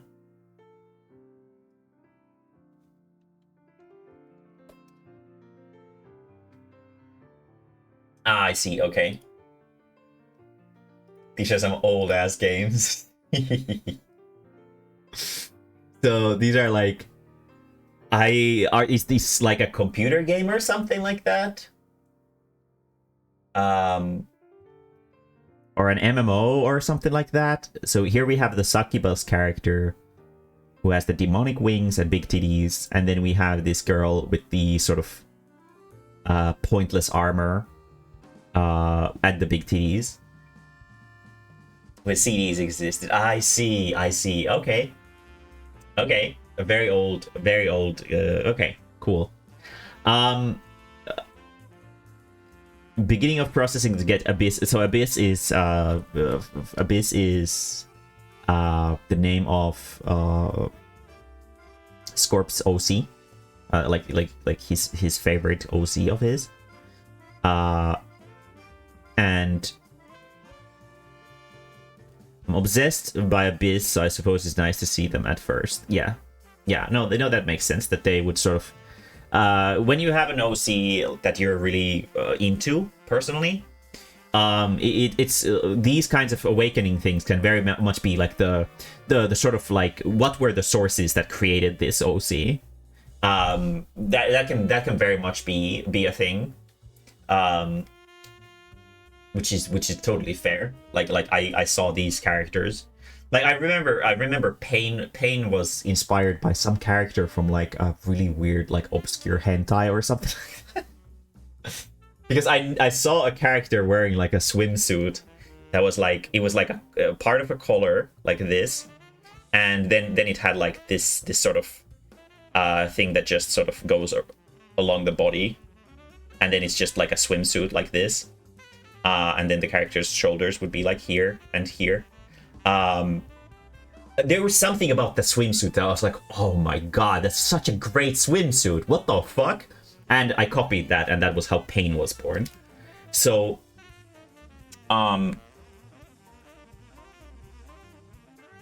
so I can totally... This is a totally valid answer as well. Edgy as fuck. Edgy as fuck, if I say so myself, but I know everybody knows that Scorp is an edgelord as well. The OC is like an amalgamate of all things edgy. Like they have like a small accessory for everything that could be considered edgy in the world. The design. Baldur's Gate. I see. Okay. Very good.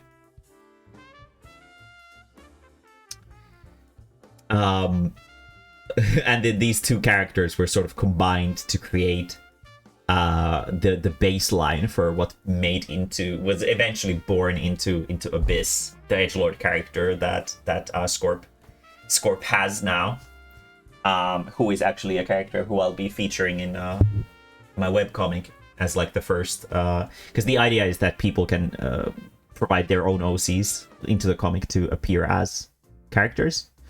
And Scorp was the first one to volunteer his character for it, so we'll see how it goes. I'll begin working on it probably next week, if everything goes well. And yeah, so yeah, these are like pretty sort of expected answers. These are pretty good, and it's nice that you're not trying to hide what it was about. We had a lot of like, oh I like the fluffy clothes. No, it's I like creepy girls. That's what we want to hear here, because that's what it all honestly comes down to. Liking creepy girls, nothing wrong with that. I know for some reason people really are like really fucking into the Hex Maniac girls from Pokemon. There's something about the characters that some people really just love. I'm guessing Hinata House is referring to Love Hina, the anime/manga series, because it was a harem series about characters living in that house, if I don't remember wrong. Castlevania 64 though, really? Like Symphony of the Night, I'd be like, okay, you are a cult. Castlevania, seriously? Oh, fuck! It's like the worst Castlevania out there. Oh shit! It's got a fucking skeleton riding a bike at the start, doesn't it? God damn it! It's got a skeleton riding a bike. Shit! More match. Did you like it because it was a good game, or did you like it because it had girls that you like?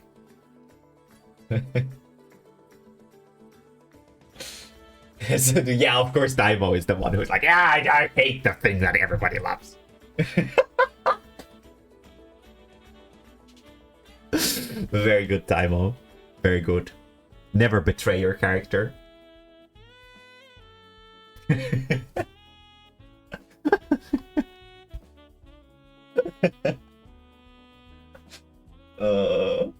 I just hate all Metroid. You hate a lot of things, Daimo. Let's not beat around the bush. I really enjoyed Symphony of the Night. It's a fantastic game. Okay, that was a good laugh. This is cute. that you added this little dream about having her as a tenant.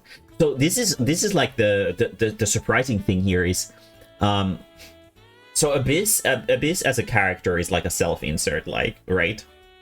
So I find this kind of surprising that your dream was of having the Spider-Woman as like a tenant or a friend, or having them as a part of your harem or whatever. Which means that you didn't necessarily relate to them. It's just that you like them. Interesting.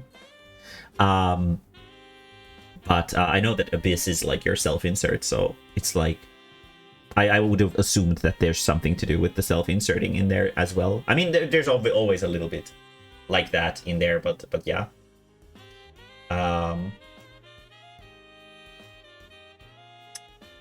Very, very good. Very good. Good list. Thank you for submitting it.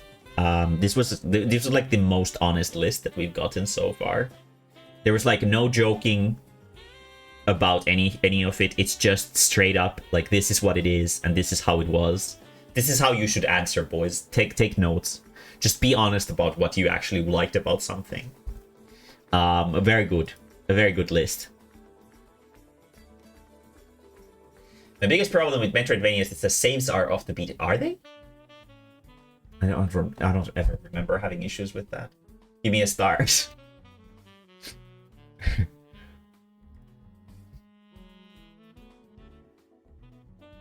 Now it turned into...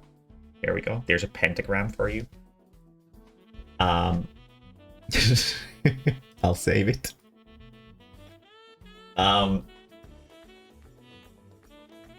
Very good. Very good.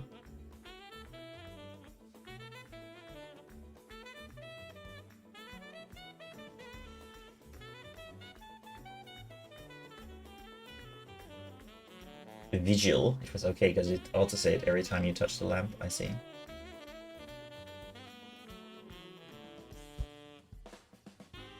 Or save anywhere. Really? I at least I don't remember that being the case in Metroid. Did you make your own list? I did, yes. I did make one earlier. I didn't really save it, but my characters were Ranma from Ranma Half, the manga series or anime series, who awakened me to thinking that girls are cool. It was sort of me starting to think about maybe it's okay to think about becoming a girl. And then Takeru Ichimonji from Boku Girl. He was like my first male character crush after I came out of the closet. So he awakened my love for bros. Like hunky bros. Oh, so good. Fucking hell.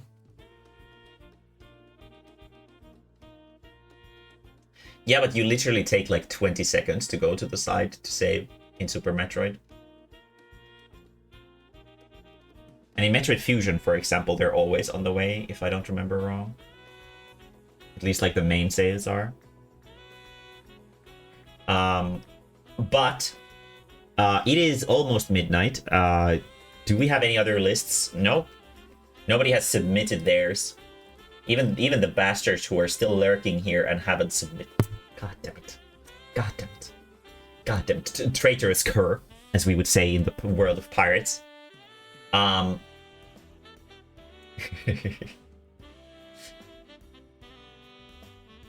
But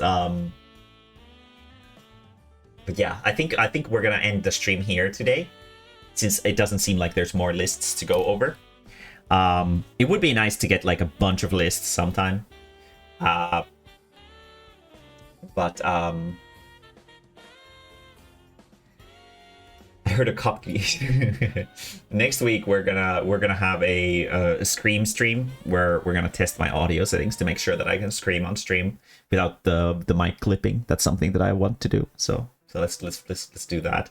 Also, good stream things that I realized we should definitely play Sonic Dreams Collection, and we should also play fucking what's it called, Pokemon Wilds again. Those would definitely be fun stuff. Next week, don't know. Stream will probably be on Wednesday. Because because that's when my voice is gonna be the most rested. This is yeah, it's gonna be something. Scream stream is gonna be on Wednesday.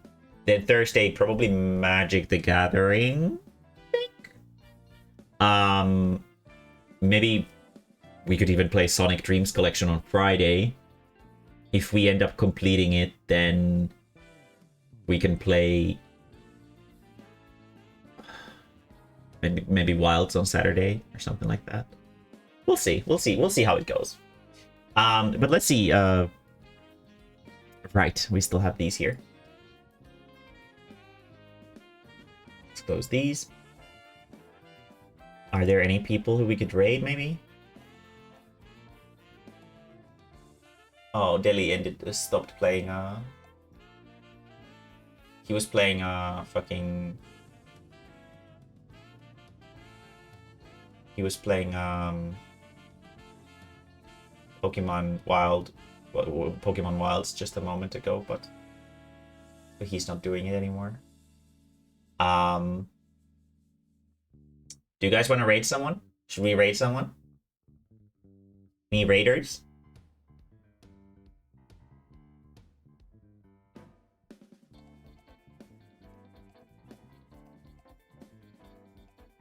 Silence is the answer.